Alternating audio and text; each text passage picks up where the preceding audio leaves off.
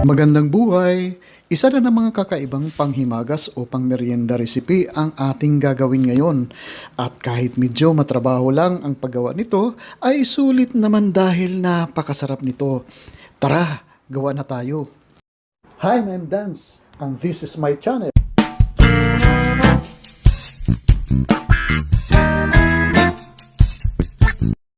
Para sa ating pineapple fillings, ito po ay 1 kilong pinya pagkatapos balatan at tanggalan ng mga mata. I-slice lang po natin ito into chunks. Isama na rin natin ang core ng nasa gitna ng pinya at hindi ito mahahalata kapag ito ay ating na-process na po. I-process lang po natin ang ating pinya ng ganito, yung hindi pinong-pino at may konting bits pa tayong makikita.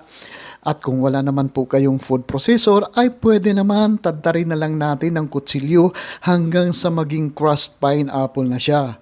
Kung tutusin, pwede naman tayo bumili ng crushed pineapple na nasa lata sa grocery. Pero mas makakamura po tayo kapag bumili lang tayo ng fresh na pineapple dito. At ito na, ipaprocess na natin ang ating sliced pineapple dito. Dahan-dahan lang po ang ating pag-process dito at tansyahin lang po natin na hindi masyadong pino ang kalalabasan ng ating pinya. Ginawa kong into 2 batches ang aking pag-process kasi hindi po kasya yung buong pinya na i-process po dito. At ulit-ulitin lang po natin ang ating pag-process ng ating sliced pineapple dito.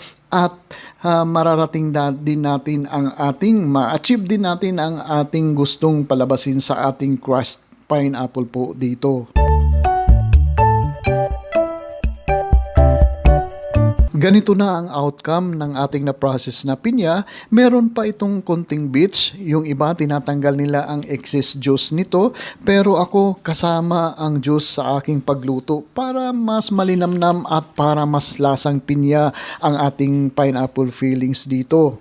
Ilalagay lang natin ito sa isang kawali ang ating pinya at magdadagdag tayo dito ng mga 3/4 cup na white sugar at saka 1/2 cup na brown sugar, 1/4 teaspoon na fine salt at saka haluin lang po natin ito ng sandali. Imikos-mikos lang po natin ito ng konti at pagkatapos ay itutuloy-tuloy lang po natin ang ating pagluluto nito hanggang sa maging almost dry po ang ating pineapple fillings po dito. Pero hindi naman po siya dry na dry at moist pa rin ang ating minatamis na pinya dito.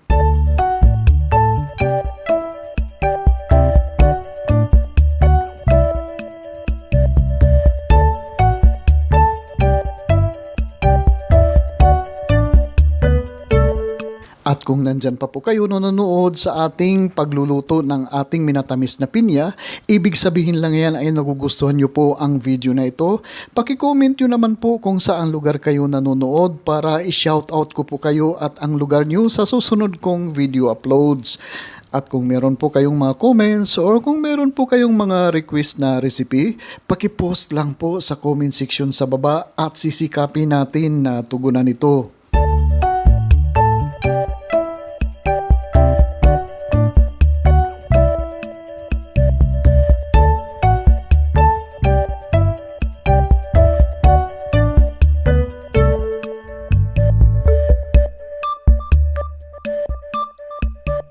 At heto na, almost dry na po ang ating niluluto dito.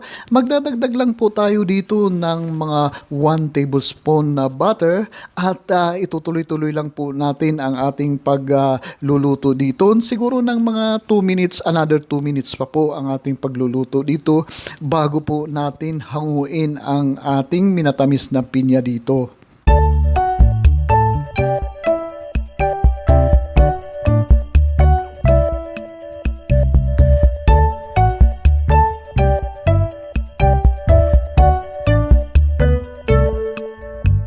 Ganito dapat ng consistency ng ating minatamis na pinya at pagkatapos ay hahanguin na natin ito at ilalagay po natin ito sa isang maliit na bowl at palalamigin lang po natin ito at takpan muna natin ito ng cellophane para po maging moist pa rin ang ating minatamis na pinya dito habang ginagawa po natin ang ating dough.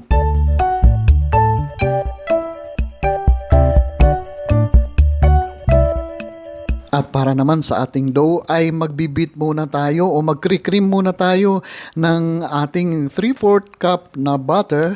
Ituloy-tuloy lang po natin ang ating pag-cream sa ating butter hanggang sa maging pale po ang kulay ng ating butter dito bago po natin ihalo ang ating iba pang mga sangkap po dito.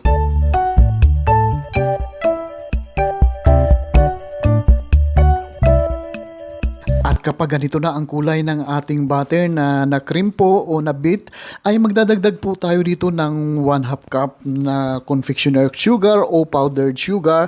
Gradual lang po ang ating pagdagdag ng ating powdered sugar dito para po maihalo natin ng maigi dito sa ating butter. Ituloy-tuloy lang po natin ang ating pagbibit dito sa ating butter hanggang sa mag-well combine po ang ating powdered sugar po dito.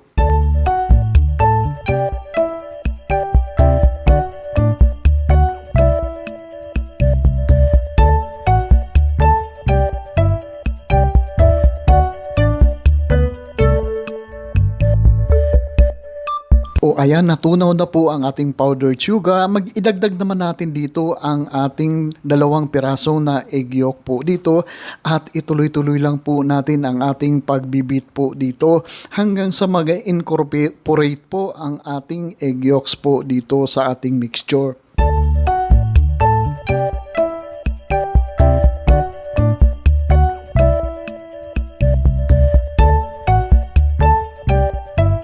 Magdadagdag din po tayo dito ng mga 1/2 cup na powdered milk po dito at itutuloy-tuloy lang din po natin ang ating paghahalo po dito.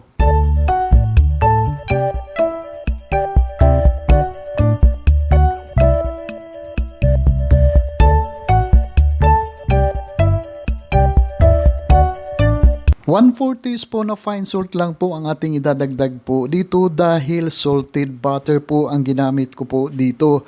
Actually, hindi naman po butter ang ginamit ko. Bali, premium margarine lang po ang aking ginamit dito. Huwag kalimutan natin ang ating 1 teaspoon na vanilla essence. Idagdag po dito at ituloy-tuloy lang po natin ang ating pagbibit po dito sa ating mixture.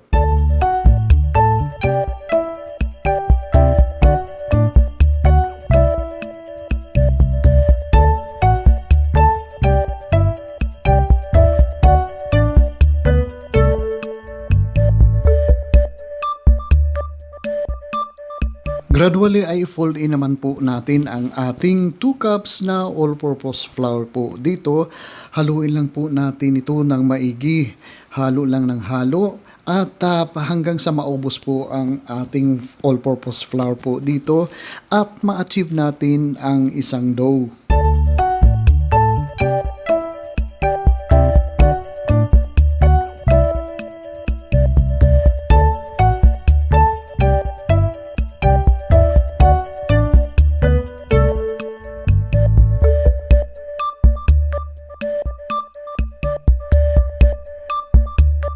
Siguro mas maganda gamitin natin ang ating malinis na kamay dito sa paghalo natin at paggawa ng isang soft na dough.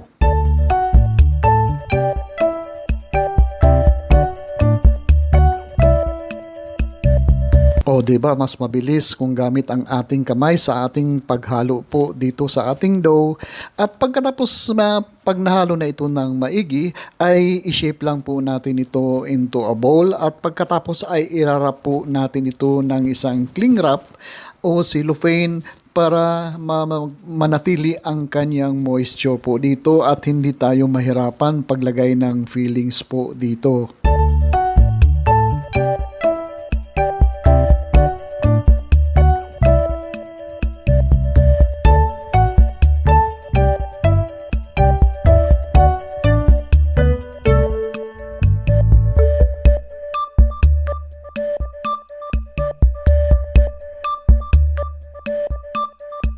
At para naman pantay-pantay o sukat na sukat ang ating dough doon sa ating molde, ay kailangan ay timbangin natin ang ating dough po dito. Ito po ay 24 grams at ito po ay kasyang-kasya lang po doon sa aking molde na gagamitin mamaya. Gawin lang muna natin into small balls ang ating dough dito at pagkatapos ay mamaya titimbangin din natin ang ating pineapple fillings po dito.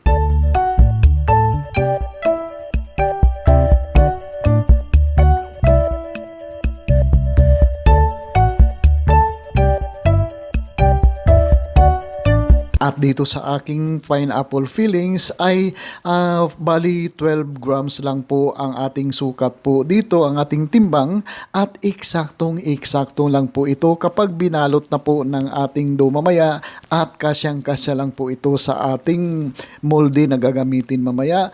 At kung hindi po kayong sigurado kung ilang talagang timbang ang gagamitin nyo sa inyong mga molde, ay kailangan ay mag-try out muna kayo para sigurado ang sukat ng inyong dough at saka fillings doon sa ating molde. I-flatten lang muna natin ang ating binilog na mga dough dito. I-flatten natin ng husto ito at pagkatapos ay ilagay natin sa gitna ang ating pineapple filling at saka balutin po natin ng dough nito at saka i-sealed po natin bago po natin i-press down doon sa ating molde mamaya.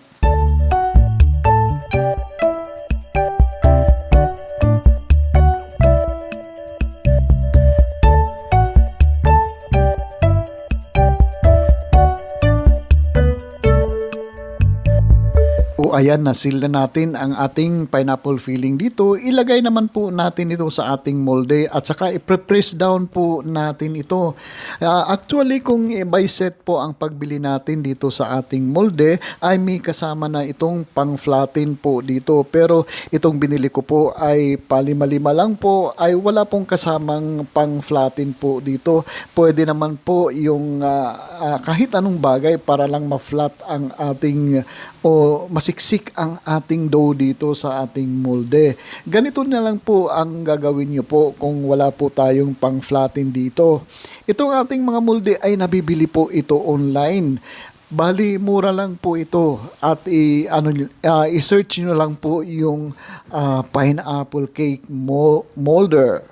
Kung mas maraming molde sana tayong gagamitin dito, mas mabilis po sana ang ating pagbe-bake ng ating pineapple cake po dito. Kaso itong sa akin ay sasampu lang po ang aking molde dito, ay pinagtsagaan ko lang po na pasampu-sampu lang po ang aking pagbe-bake po dito.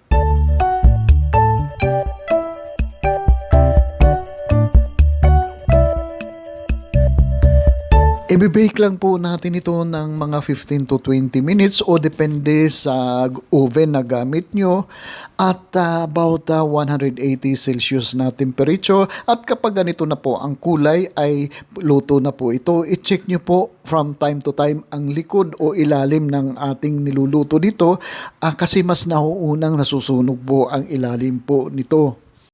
Palalamigin lang po natin ito ng sandali at pagkatapos ay unmold na rin natin ito agad-agad kasi po meron pang maraming batches pa po ang ating i-bake po dito dahil sa 10 nga lang po ang aking molde dito.